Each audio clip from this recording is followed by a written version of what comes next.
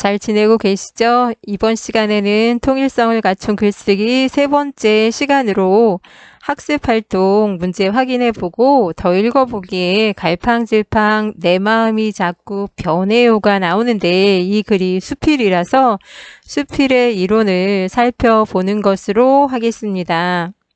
교과서 52쪽입니다. 학습활동 내용 학습부터 확인합니다.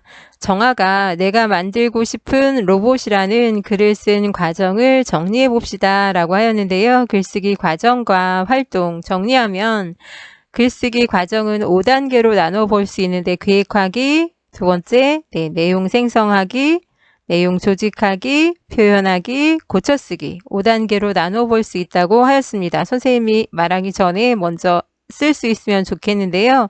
계획하기 단계에는 글의 무엇과 무엇을 정한다. 그렇죠. 주제와 목적과 예상 독자를 정하고 내용 생성하기 단계에서는 어디에서? 다양한 자료에서 내용을 마련하고 그리고 글의 주제, 자신의 수준과 흥미 등을 고려하여 적절한 내용을 선정한다. 맞습니다. 내용 조직하기는 처음, 중간, 끝 부분에 들어갈 내용을 짜임새 있게 배열하여 계율을 작성한다. 그리고 글의 주제와 어울리지 않는 내용은 삭제한다. 표현하기는 앞에서 마련한 내용을 바탕으로 해서 무엇을 갖춘 글? 통일성을 갖춘 글을 쓴다. 고쳐쓰기는 통일성을 갖추었는지 점검하여 글을 고쳐 쓴다. 확인 한번 해보았습니다. 53쪽입니다. 목표학습 1번 확인합니다. 다음 활동을 통해 통일성을 갖춘 글에 관해 알아봅시다 라고 하였는데요. 정아가 찾은 자료 가운데 내용을 조직할 때 사용하지 않은 자료를 찾고 그 자료를 사용하지 않은 까닭이 무엇일지 생각해 봅시다 라고 하였는데요. 여러분 먼저 48쪽 한번 가보시겠습니까?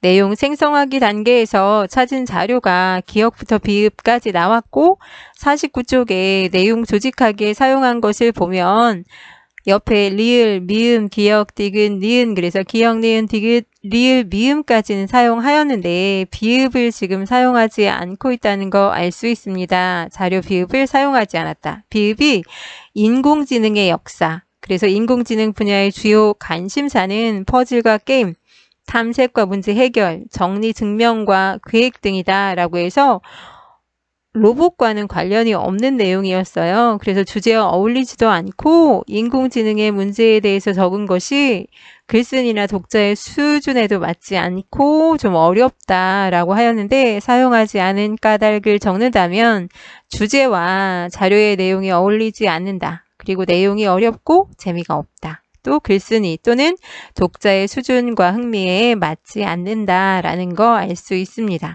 적어놓고 가시면 됩니다. 53쪽 목표학습 2번입니다. 다음은 정아가 계획에 넣었으나 글을 쓸 때에는 넣지 않은 부분입니다. 그 까닭이 무엇일지 생각해 봅시다 라고 하였는데요. 로봇의 위험성 같은 경우는 로봇의 위험성에 관해 자료 디귿을 보여주며 자세하게 설명해야지 라고 계급표에 있었지만 우리가 뺐습니다. 그 이유가 디귿의 내용을 보면 미래의 어린이, 로봇, 사람 구별 못할 것. 그래서 세계적인 학자가 로봇의 위험성을 경고하고 나섰다라고 하였는데 이 글의 주제가 사람을 행복하게 만들어주는 로봇을 만들고 싶다였기 때문에 주제하고 좀 거리가 멀어서 어울리지 않아서 삭제하였다고 하였습니다. 통일성을 해치는 부분이라서 그래서 그렇게 적어주면 되는데 사람들을 행복하게 만들어주는 로봇을 만들고 싶다는 주제와 로봇의 위험성에 관한 내용은 어울리지 않기 때문에 삭제하였다. 다시 말해서 통일성에 어긋나기 때문에 삭제하였다 라고 적어주시면 됩니다. 적어놓고 넘어가시기 바랍니다. 또 54쪽 3번. 다음은 정아가 쓴 글의 셋째 문단입니다. 통일성에 어긋난 부분을 찾아봅시다 라고 하였는데요. 우리가 표현하기 단계에서 살펴본 내용 다시 한번 봅니다. 그리고 반려동물 로봇도 만들고 싶다. 나는 고양이 털이 피부에 닿으면 너무 가려워서 고양이를 키우고 싶어도 키우지 못한다. 반려동물 로봇을 만들면 나처럼 반려동물을 키우기 어려운 사람들에게 도움을 줄 수 있을 것이다. 이미 우리나라에서는 강아지 로봇이 만들어졌고 일본에서는 사람이 쓰다듬어주면 반응을 하는 물개 로봇도 만들어졌다고 한다. 그러나 나는 이것들보다 실제 반려동물에 훨씬 더 가까운 로봇을 만들고 싶다. 겉모습이 실제 반려동물과 비슷할 뿐만 아니라 주인의 마음을 읽을 줄 알고 그 마음에 맞춰 행동할 수 있는 로봇을 만들어 사람을 기쁘게 하고 싶다. 물론 털이 있는 동물을 키우기 어려우면 열대어나 이구아나처럼 털이 없는 반려동물을 키워도 된다. 선생님이 이미 정답 제시하였죠. 한번 찾았는데 맨 마지막 문장 같은 경우는 통일성을 해치는 부분이기 때문에 이건 삭제하는 것이 좋다. 이 부분의 핵심은 반려동물 로봇을 만들고 싶다라는 얘기인데 그 반려동물 로봇에 대한 얘기가 아니라 진짜 반려동물을 키워도 된다라는 내용이어서 삭제하는 것이 좋겠다라고 이야기를 하였습니다. 중심 문장과 관계가 없기 때문에. 54쪽 4번입니다. 1번에서 3번의 활동을 바탕으로 하여 글을 쓸 때 고려해야 할 점이 무엇인지 말해봅시다 라고 하였는데요. 글의 모든 내용이 하나의 주제와 밀접하게 관련이 있는지 고려한다. 각 문단의 내용이 글 전체의 주제와 관련이 있는지 고려한다. 또 하나, 하나의 문단 안에 각 문장이 중심 내용과 관련이 있는지 고려한다. 그래서 통일성을 갖춘 글을 써야 한다는 것 우리가 확인할 수 있다는 건데요. 그래서 1번에서는 사용하지 않은 내용 자료 중에서 뺀 게 주제와 관련이 없어서 또 개요 작성하기 단계에서도 글의 주제와 관련이 없어서 뺐던 내용이었고요. 그리고 반려동물 로봇을 만들고 싶다라는 문단 안에서 그런 반려동물을 키워도 되겠다 문장을 뺀 이유가 주제와 관련이 없기 때문이었습니다. 그래서 통일성을 갖춘 글쓰기가 중요한데 통일성을 갖춘 글을 쓰려면 각 문단이 글 전체의 주제와 밀접하게 관련되도록 해야 하고 각 문단을 구성하는 문장들이 문단의 중심 내용을 뒷받침하도록 써야 한다는 것 살펴볼 수 있었습니다. 그래서 우리가 글쓰기의 5단계에 따라서 계획하기 단계에서 고려해야 할 것 그래서 계획하기 단계에서는 우리가 목적과 주제와 예상 독자를 고려해야 된다는 거 살펴보았고요.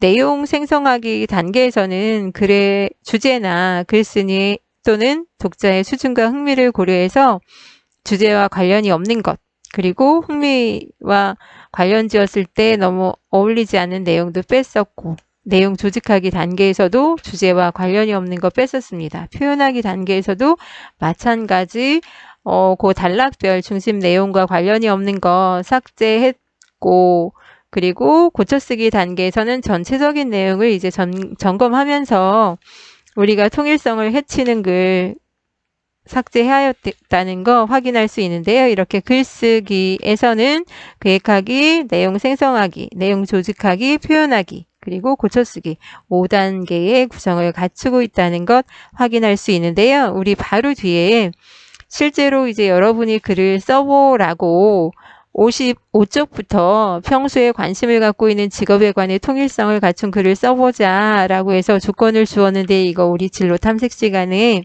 글을 쓰도록 여러분에게 과제를 냈기 때문에 생략하려고 하고요. 그리고 나중에 또 기회가 되면 여러분들 출석 수업하면서 그 글쓰기 한번 해볼 거고 그리고 60쪽에 생활 속 실천하기 진로 신문 만들기도 진로 탐색 시간에 여러분들 등교하면 직접 만들어 보도록 하겠습니다. 그래서 64쪽으로 넘어갈게요.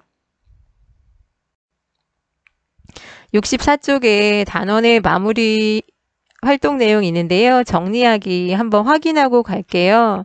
자료를 참고하며 읽기의 효과. 그래서 글을 읽다가 이해하기 어렵거나 궁금한 것이 있으면 다양한 자료를 참고할 수 있다. 자료를 참고하며 읽으면 무엇을 넓힐 수 있고 글을 좀 더 쉽게 이해할 수 있다. 네, 네 글자. 무엇을 넓힐 수 있을까요? 맞습니다. 배경 지식을 넓힐 수 있고 글을 좀 더 쉽게 이해할 수 있다. 그리고 면담하기. 면담의 과정 한번 생각해 보시면 면담의 목적을 정하고 그 다음에 면담의 대상을 정하고 면담 뭐에 맞게 질문 만들기 목적에 맞게 질문 만들기 그리고 면담하기 그리고 면담 결과 정리하고 면담 활동을 평가하기 등의 과정을 거쳤습니다. 그래서 면담 질문을 만들 때 고려할 점을 살펴본다면 면담 무엇에 맞는가? 목적에 맞는가 살펴보아야 하고요. 예의에 어긋나지 않는지 고려해 보아야 합니다. 통일성을 갖춘 글쓰기 우리 막 이제 배운 내용인데요. 통일성의 의미, 글의 여러 내용이 하나의 무엇을 중심으로 하여 밀접하게 연관되는 것을 통일성이라고 한다. 당연히 주제고요. 통일성을 갖춘 글쓰기에서 각 문단이 글 전체의 주제와 밀접하게 관련되도록 쓴다. 이게 중요하고요. 또 각 문단을 구성하는 문장들이 문단의 무슨 내용을 뒷받침하도록 중심 내용을 뒷받침하도록 쓴다. 맞습니다. 그렇다면 우리 이제 뒤에 넘겨보시면 더 읽어보기에 갈팡질팡 내 마음이 자꾸 변해요가 수필이어서 수필의 이론에 대해서 살펴본다고 하는데요. 이론 한번 살펴보도록 하겠습니다. 글의 종류 수필에 대해서 살펴봅니다. 수필의 개념, 뜻, 정의 같은 말이라고 하였는데요. 개념부터 확인합니다. 글쓴이가 일상생활의 경험에서 얻은 생각과 느낌을 특정한 형식에 얽매이지 않고 자유롭게 쓴 산문 문학을 수필이라고 합니다. 그래서 수필의 특성을 살펴보자면 여러 가지 특징이 있는데요. 먼저 자유로운 형식이 가장 대표적인 수필의 특성입니다. 형식이 정해져 있지 않고 자유롭게 쓸 수 있다는 건데요. 우리가 일반적으로 산문 그러면 수필 떠올리는 경우가 많은데 일기문 형식으로 써도 되고 편지글처럼 써도 되고 독후감처럼 쓸 수도 있고 기행문처럼 쓸 수도 있고 다양한 형식을 갖출 수 있고요. 비전문적인 글이다라는 말 쓰는데 누구나 쓸 수 있습니다. 소설 같은 경우는 우리가 흔히 쓰긴 힘들잖아요. 흔히 소설가가 쓰고 시도 시인이 쓰는 경우가 많지만 희곡이나 시나리오는 더더군다나 이제 그 희곡 작가나 시나리오 작가가 쓰는 경우가 많지만 수필은 누구나 쓸 수 있습니다. 어린아이부터 어른들 모두 쓸 수 있어서 비전문적인 글이다라는 말을 하고요. 자기 고백적인 글이다라는 말도 쓰는데요. 글쓴이가 나로 등장하여 자신의 경험과 생각, 느낌을 솔직하게 표현하기 때문에 자기 고백적인 글이다라는 말 씁니다. 수필은 일상생활에서 보고 듣고 느낀 걸 쓰는 약간 사실적인 글이어서 글쓴이 나의 생각이 거의 그대로 드러나는 경우가 많은데요. 개성적인 글이라는 말도 씁니다. 글쓴이의 가치관이나 인생관, 성격, 생활 방식 등의 개성이 강하게 드러나고 또 문체를 통해서도 사람마다 글 쓰는 방식들이 달라서 글쓴이의 개성이 잘 드러난다고 이야기합니다. 또 교훈적인 글이라는 말도 쓰는데요. 글에 드러나는 글쓴이의 경험과 깨달음을 통해서 독자가 교훈을 얻는 경우가 많습니다. 그래서 교훈적인 글이야 라는 말도 쓰고 신변 잡기적인 글이라는 말도 쓰는데요. 우리가 일상생활의 모든 것을 소재로 해서 글을 쓰기 때문에 신변 잡기적이다 라는 말도 씁니다. 또한 소재에 제한이 없어서 모든 것들이 다 수필의 소재가 될 수 있습니다. 우리가 지금 수필 특징 살펴보고 있는데요. 세 번째, 수필의 종류를 확인해 보도록 하겠습니다. 수필의 종류는 크게 경수필과 중수필로 나눌 수 있습니다. 경수필의 특징을 먼저 살펴보자면 경수필이란 글쓴이가 일상생활에서 경험한 내용과 그에 대한 느낌, 생각 등을 가볍게 표현한 수필입니다. 이에 비해서 중수필은 무거운 내용이라고 생각하시면 되는데요. 경수필의 소재는 개인적인 경험과 생각을 주로 다루는 경우가 많고요. 성격은 감정적이고 주관적이고 개인적이고 고백적이고 체험적이고 신변, 잡기적인 경우가 많습니다. 특징을 살펴보자면 글쓴이의 경험을 자유롭게 표현하는 경우가 많고요. 문체가 가볍게 드러나는 경우가 많습니다. 문체가 가볍고 부드럽고, 그리고 대체로 글 표현에 나가 겉으로 직접 드러나는 경우가 많습니다. 세부 종류를 보자면 편지글이나 일기문, 기행문, 수기 등이 모두 경수필에 해당하고요. 중수필을 살펴본다면 시사적이고 사회적인 문제에 대한 글쓴이의 어떤 의견을 논리적으로 피력하는 경우가 많습니다. 그래서 중수필은 간혹 논설문과도 이렇게 혼동될 때가 있는데요. 소재가 시사적이고 사회적인 문제를 주로 다루고 성격을 보자면 시사적이고 사회적이고 객관적이고 지적이고 철학적이고 논리적인 경우가 많습니다. 특징을 살펴보자면 주장과 근거를 논리적으로 제시하는 경우가 많고요. 문체가 다소 무겁고 딱딱합니다. 그리고 대체로 글 속에 나를 드러내지 않는 경우가 많습니다. 그래서 구체적인 세부 종류를 살펴본다면 컬럼이나 평론 따위가 중수필에 해당하는 글이라고 할 수 있습니다. 그렇다면 우리가 수필을 어떻게 읽는 게 좋을지 살펴봅니다. 글에 제시된 글쓴이의 경험, 성격, 생활 방식 등을 살피며 읽는 것이 좋고요. 글쓴이의 인생관이나 가치관을 파악하고 자신의 생각과 비교해 보는 것이 좋습니다. 그리고 글이 주는 교훈을 파악하고 자신의 삶과 관련지어 성찰해 보는 태도가 필요하고 문체나 표현에서 드러나는 글쓴이의 개성도 함께 살펴보면 좋은데요.